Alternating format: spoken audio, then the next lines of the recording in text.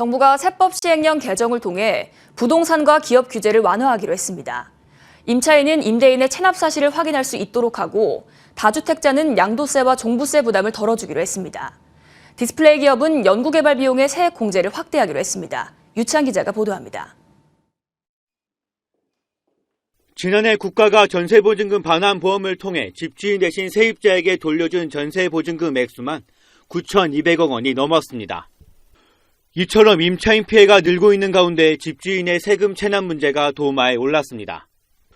집주인의 담보대출은 등기부 등본에서 확인이 가능하지만 세금 체납은 그렇지 않아 어느 날 갑자기 집이 공매로 넘어간 뒤에야 알게 되기 때문이었습니다. 기재부는 세법 시행령 개정을 통해 집주인의 체납 사실을 확인할 수 있는 길을 열기로 했습니다. 그래서 임대인의 동의 없이 임대인의 미납국세를 열람할 수 있는 임차인의 범위를 1,000만 원 초과 보증금을 계약한 임차인으로 규정을 했습니다. 보증금을 최대한 낮춰서 설정했기 때문에 빌라원 같은 사례 예방에도 도움이 될 것이다 이렇게 생각을 하고 있습니다. 4월 1일부터 전국 세무서에서 확인할 수 있습니다.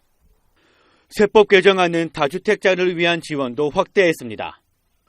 다주택자가 조정 대상 지역 내 주택을 양도하는 경우 내년 5월 9일까지 양도소득세 중과를 배제하는 기한을 1년 연장하기로 했습니다. 종부세 특례를 받기 위한 일시적 2주택자의 종전주택 처분 기한은 2년에서 3년으로 늘리기로 했습니다. 기업 투자를 촉진하는 방안도 마련했습니다. 디스플레이 분야를 국가 전략기술로 포함해 R&D 투자액의 최대 50%까지 세액 공제를 하기로 했습니다.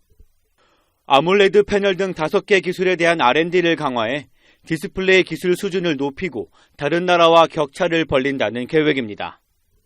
해외 자회사가 현지에 법인세를 내고 국내에서는 모회사가 배당받은 금액으로 법인세가 이중 과세되는 문제도 고치기로 했습니다.